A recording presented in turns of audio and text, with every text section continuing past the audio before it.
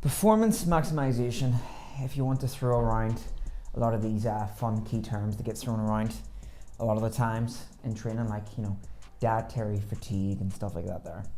Not a big fan of those sort of terms, but let's just take it for what it is. So you want to maximize your performance in your training.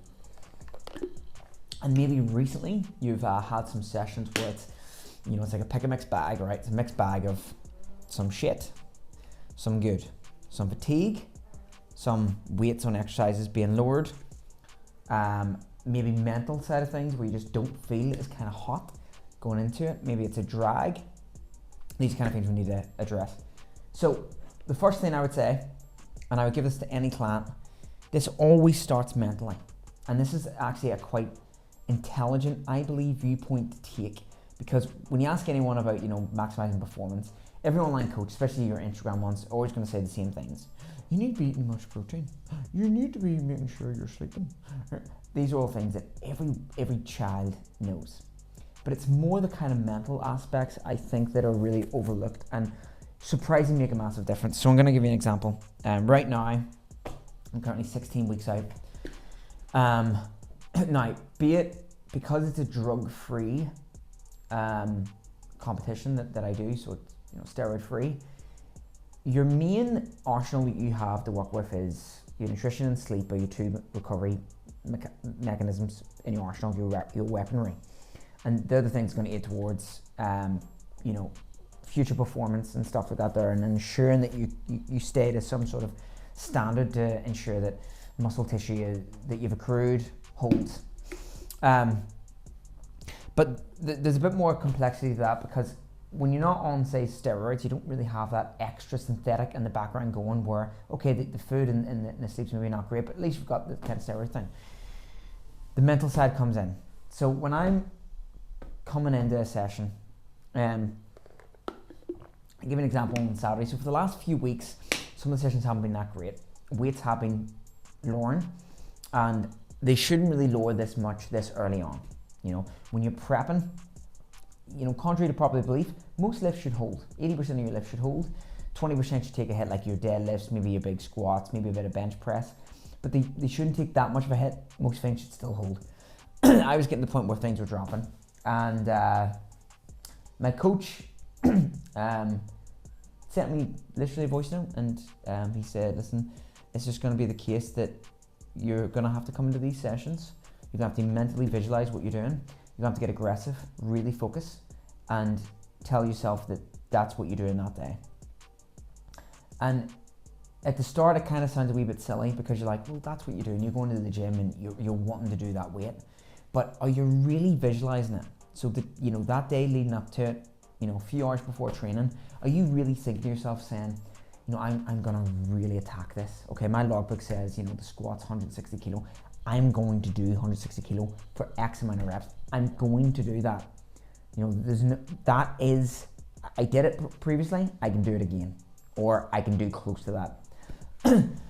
And that mental sort of aggression where you're channeling it and you've told yourself this needs to be done, I think is so underrated. And on Saturday, I took that same approach. On Saturday, I literally came in, I had 3 back-to-back sessions I need to cover in one session. And I told myself, I was quite nervous. I told myself, I need to get these heavy steps out of the way. And I need to try to hit a weight that I was doing previously from off season.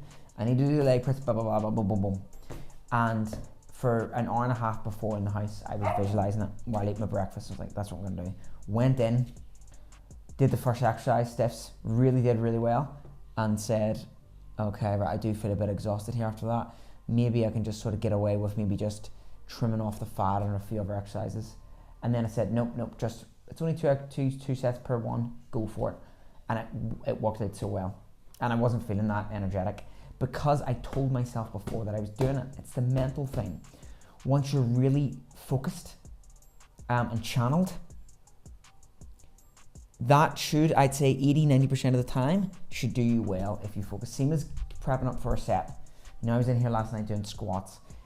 When it comes to that massive set where it's quite nervous and nerve-wracking and you're a bit scared and it's hard, and you look at your logbook last week going, how did I beat that? That was pure failure. How did I beat that? If it takes you 10 minutes, pace it up and down. You pace up and down. If it takes you 10 minutes, leave. If it takes you 10 minutes of you just really fucking thinking about it, going, okay, I can do this, up and down, getting the right music on, the right breathing technique, everything, they all matter. And that's how you maximize your potential mentally. That's what it's all about. You know, I can give you all the physical things. You eat this food, you know, train this way. But at the end of the day, it's the mental aspect, how you channel in is more important. How you mentally attune yourself and channel that towards training. And a lot of people could say, you know, why are you thinking so deep into this one? It's just exercise.